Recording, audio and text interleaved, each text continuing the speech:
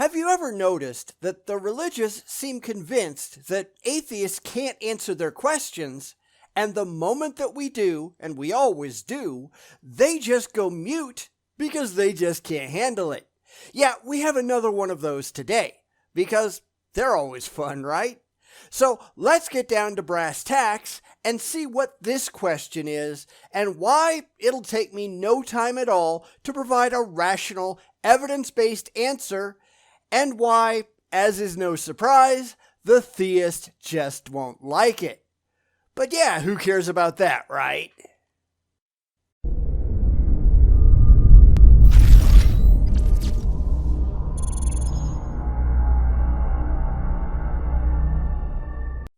Today, we're going to look at a really tiny channel called Eternal Truth.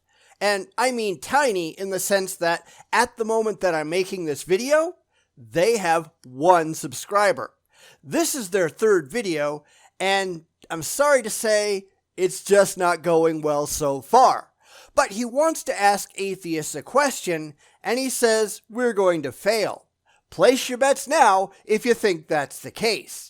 Because this is yet another example of religious dishonesty in action and the dangers of viewing absolutely everything through your surgically implanted religious goggles. So let's go answer this question that we clearly can't answer and show why the religious have so many problems. Bismillahirrahmanirrahim. Rabbi shrah li sadri wa yassir li amri.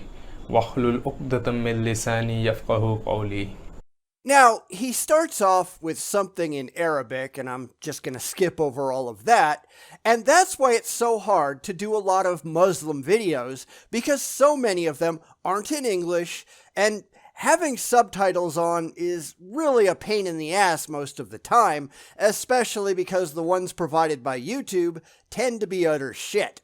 He does eventually get to English, and we're just going to skip ahead to that.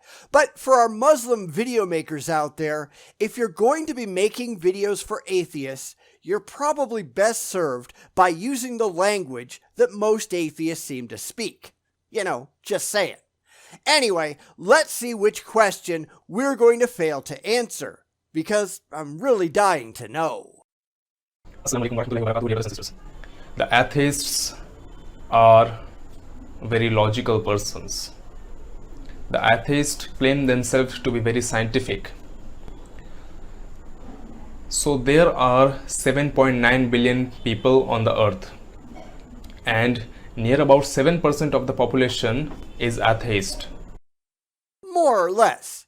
The problem is, we really can't be that certain if any of the numbers are actually true, because it relies on people telling the truth on surveys and extrapolating from there. And that's not always reliable, especially if you go into a lot of Muslim majority countries where admitting that you're not a Muslim can get you very dead.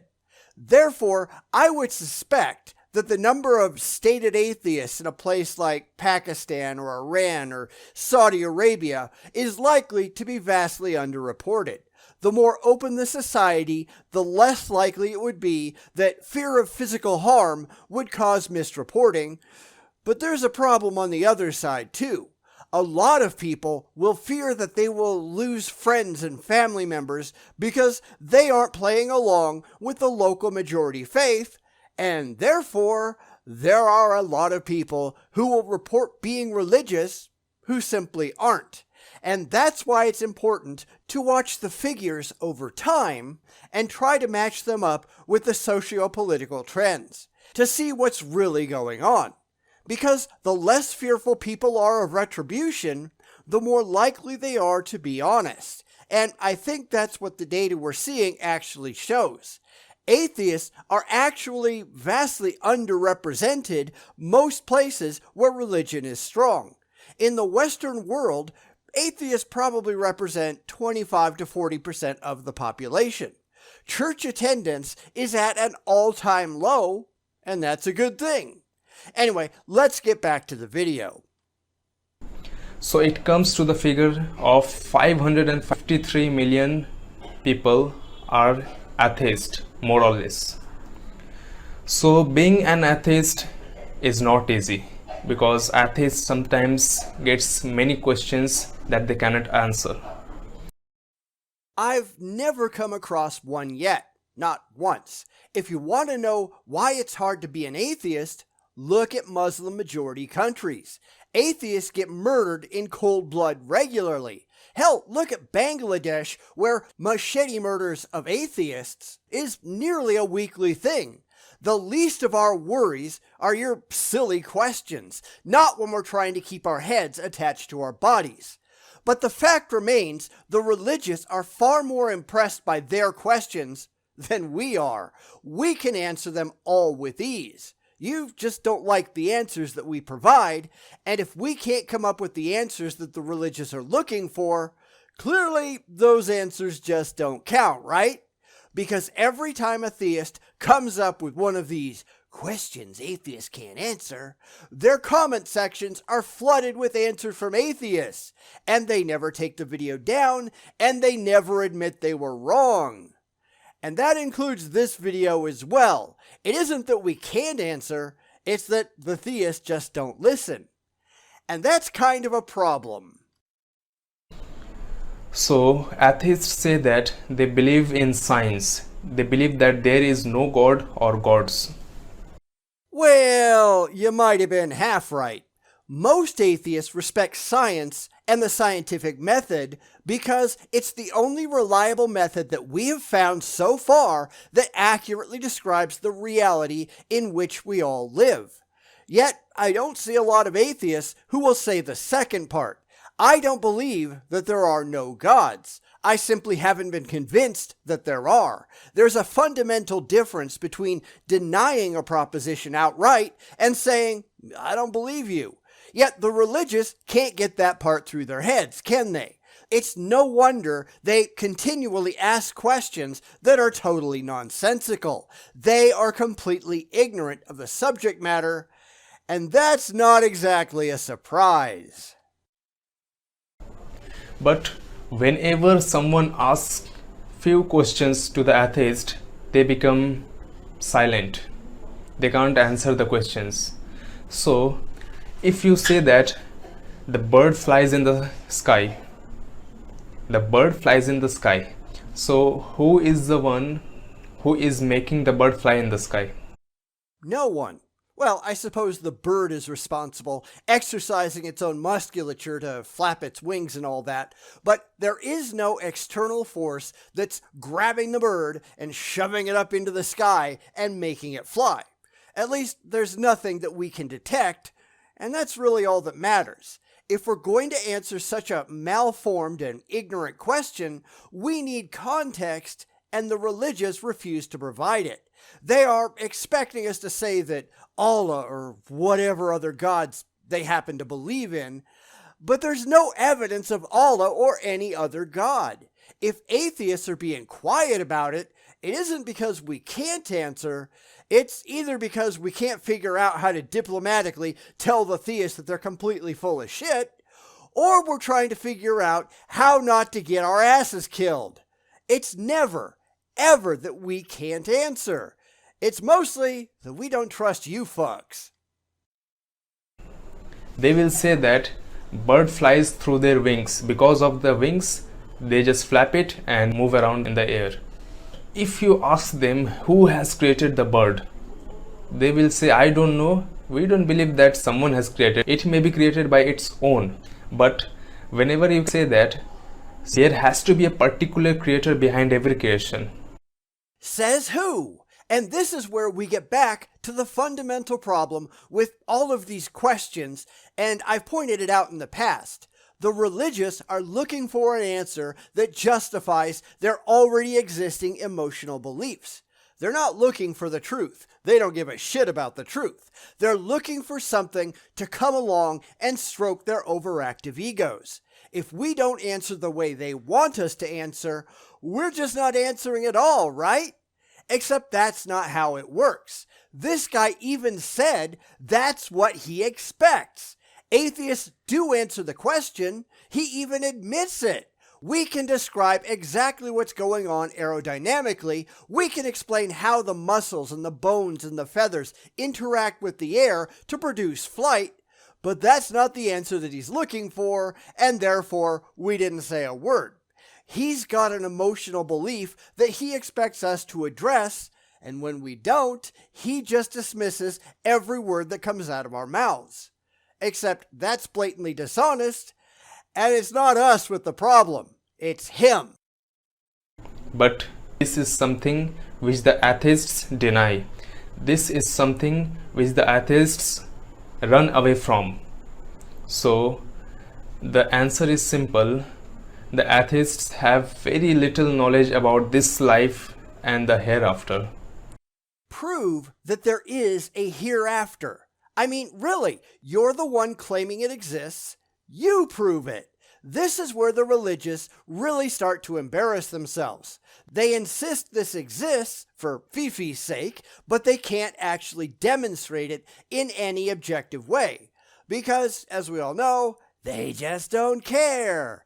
Then, when we toss out their unsupported claims because they are so unsupported, they get mad and act like we're the ones doing something wrong. No, we're not. They are. It's like debating with a Scientologist and them ignoring everything you say unless you admit that there are body thetans. Well, that's stupid because there's no evidence for body thetans. Yet they're so fanatical about their conclusion that that's the only thing that they will accept, and if you don't comply, they will pretend you never said a thing. And that's exactly what this guy is doing, and I'm sure he isn't even aware of it because he doesn't care. Sad, isn't it? The books, the holy books, the religion, they don't have any knowledge about the religion. Because the religions were produced in such a manner that it was not acceptable, that is why the people went astray. They thought that religion is teaching them something wrong, which is not acceptable, which is not right, which is something like that. That is why they were kept apart from the religion. Now, I have no idea whatsoever what any of that meant because atheism isn't a religion. It doesn't have a holy book, it has no teachings or beliefs or anything else. It's just saying, well, I don't think that the claims coming out of your mouth have any merit. And then they complain that we don't understand them. Bullshit. They're the ones utterly ignorant of what we're saying because they have expectations of what they think we ought to be saying, and when we don't, they just dismiss everything because it didn't get them where they desperately want to go. It's no wonder that discussions with the religious never go anywhere useful. They are stuck with their beliefs shoved right up their asses, and the only thing they can do is stare at the world through their thick religious goggles, which really distorts the entire image of reality, and say, well, I understand.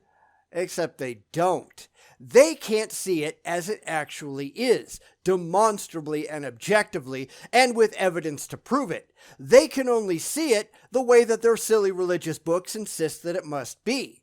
Then, when they ask us questions, they aren't looking for honest answers. They just want us to validate the crazy things that they already have in their heads. And my question is, why would we? The things that they believe are not defensible in any rational way. That's not a problem for them, though, because they're only looking for that chemical hit in the brain. But for us, who actually care if the things in our heads comport accurately and demonstrably with reality, it happens to be a massive issue. They went apart from the religion just because the right knowledge were not produced to them. And how do you know what the right knowledge is?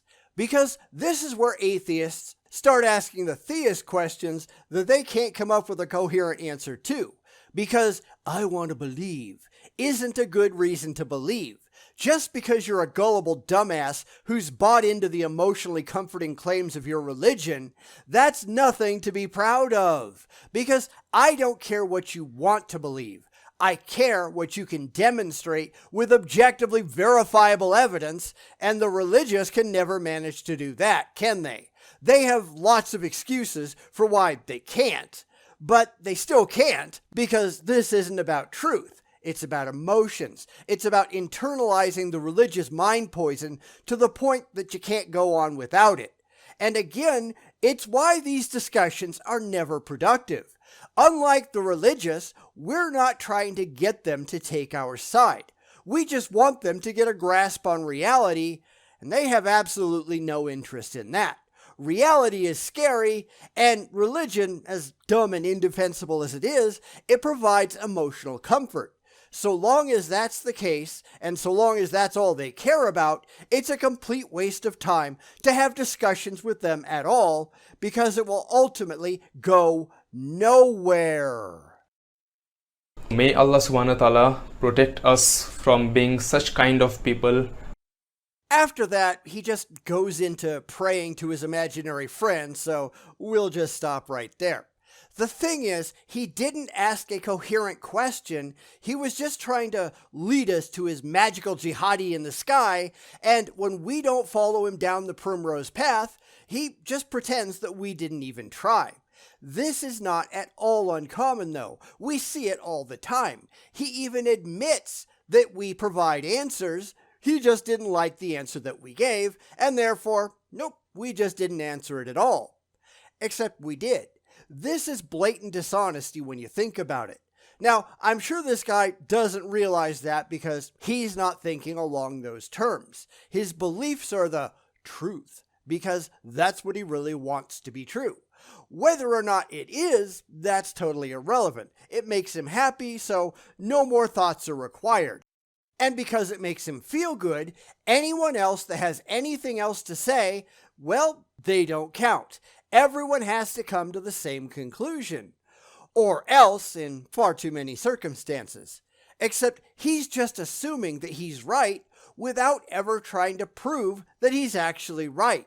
Because whether he's right or wrong, he just doesn't care. Because this has never been about truth for the religious. It never has been, and it never will be. And that's what makes religion so worthless. They've got no truth, and they don't really give a shit. They just want to be happy. And how fucking childish is that? Bum